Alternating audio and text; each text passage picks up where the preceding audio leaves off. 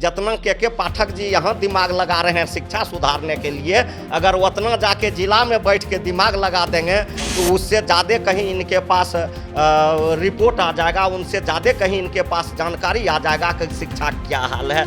यहाँ बैठ के सिर्फ चिट्ठी निकालने से सब समस्या का समाधान नहीं हो जाएगा। शिक्षा व्यवस्था को सुधारने में लगे हुए हैं कि माननीय मंत्री जी को सुधारने में लगे हुए हैं, ये बात आप हमको बताइए तो।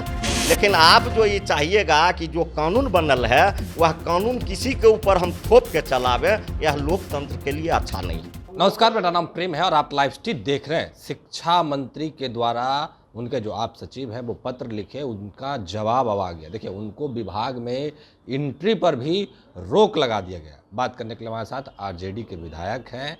देखिए, तमाम जो अपनी बात है वो विभाग की से रखते हैं। रामप्रीत सदा हैं।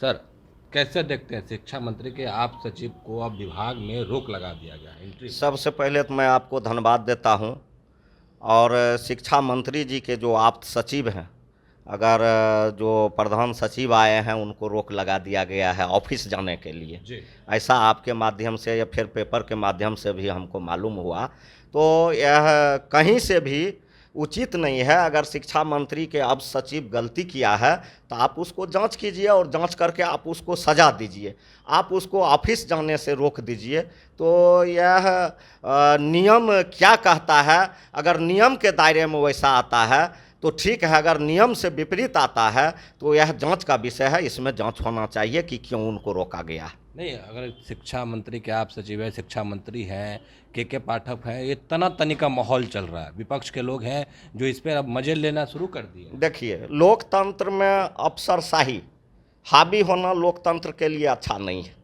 ठीक ना।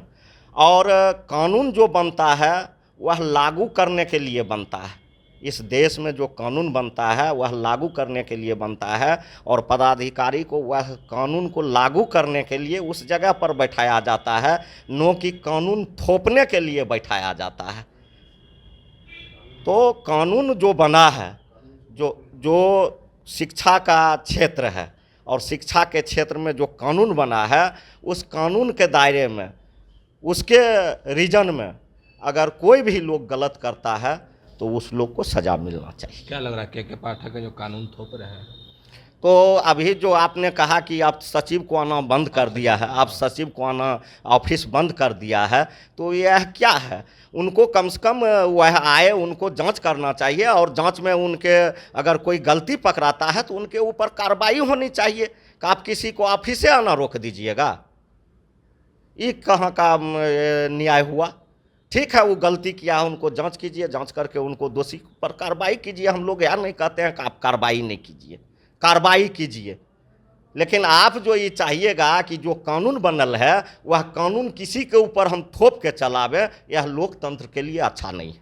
पर कहा तो जा रहा है कि के पाठक शिक्षा व्यवस्था को सुधारने में लगे हुए हैं। तो अच्छी बात है, हम के पाठक जी को धन्यवाद देते हैं। शिक्षा व्यवस्था को सुधारने में लगे हुए हैं कि माननीय मंत्री जी को सुधारने में लगे हुए हैं, ये बात आप हमको बताइए तो।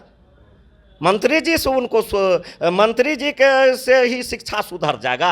शिक्षा का सुधार प्रखंड स्तर से, पंचायत स्तर से, गांव स्तर से होता है। जितना के पाठक जी यहाँ दिमाग लगा रहे हैं शिक्षा सुधारने के लिए, अगर उतना जाके जिला में बैठ के दिमाग लगा देंगे, कहीं सर्वेक्षण कर लेंगे, कोई स्कूल का जांच कर लेंगे, कोई डीओ का कार्यालय का जांच कर लेंगे, तो उससे ज़्यादा कहीं इनके पास रिपोर्ट आ जाएगा, उनसे ज़्यादा कहीं इनके पास जानकारी आ जाएगा कि शिक्षा क्या हाल है। यहाँ बैठ के सिर्फ चिट्ठी निकालने से सब समस्या का समाधान नहीं हो जाएगा।